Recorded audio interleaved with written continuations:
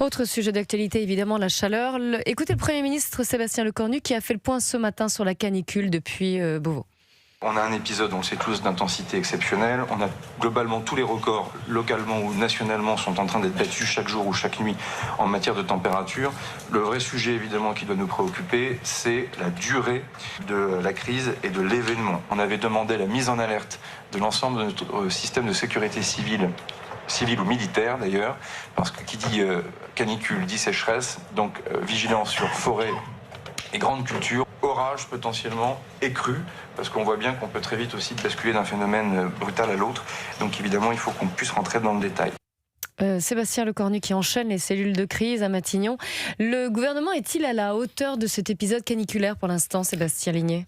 Non, mais comme tous les gouvernements qui l'ont précédé depuis plusieurs décennies, faut pas jeter la pierre simplement à la Macronie. Je pense que tout le monde, droite comme gauche, est responsable dans cette inaction politique face au réchauffement climatique. Évidemment, il y a une responsabilité énorme de la gauche qui, pas forcément au pouvoir, mais même quand elle était dans l'opposition avec cette gauche culturelle, a mis dans la tête des gens que la climatisation, par exemple, c'était loin d'être nécessaire, que c'était un danger pour la santé, c'était un danger pour l'environnement, alors que c'est beaucoup plus nuancé que ça. Et donc, on a mis un esprit et une politique anti-clim dans ce pays à cause de cette parole véhiculée par les écologistes et la gauche. Mais il y a aussi une responsabilité de la droite, une double responsabilité de la droite. Une, parce qu'elle a cédé aux diktats écologistes et que quand elle était au pouvoir, la droite n'a rien fait pour tenter de faire des politiques de climatisation, par exemple. Et puis il y a une deuxième responsabilité, c'est que la droite a été, quand je dis la droite, j'englobe le camp au global, la droite a été pendant une décennie le grand camp du climato-scepticisme, de ceux qui nous expliquaient que le réchauffement climatique c'était des foutaises,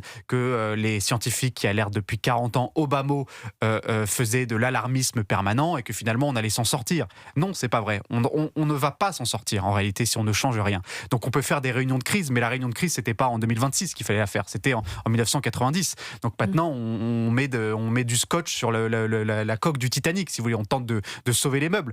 Mais in fine, on ne pourra pas changer grandement les choses parce que c'est trop tard. Maintenant, on va essayer de colmater les brèches. Oui, parce que surtout que pour changer les choses, ça va pas se passer à court terme, ça va être un moyen, voire long terme, si on veut rénover tout le bâtiment, changer un petit peu. Ouais. Les scientifiques vous disent que même si demain, on réduisait de moitié ou de 3/4 nos émissions de CO2, ce qui c'est complètement impossible comme objectif, les résultats concrets ne se manifesteraient que dans plusieurs décennies. En réalité, c'est déjà acté que d'ici 2050-2060, les températures vont encore monter et que les 50 degrés à Paris vont finir par tomber. On disait en 2050, c'est probable que les 50 degrés tombent avant la fin de la décennie. Ça, c'est inéluctable. On ne pourra pas changer cette trajectoire. Maintenant, il faut essayer de sauver les meubles et de faire en sorte qu'en 2100, la situation ne soit pas pire et qu'on puisse encore vivre sur cette planète. C'est ça la question en réalité. Et oui, pendant des années, quand on tenait ce genre de discours, il y avait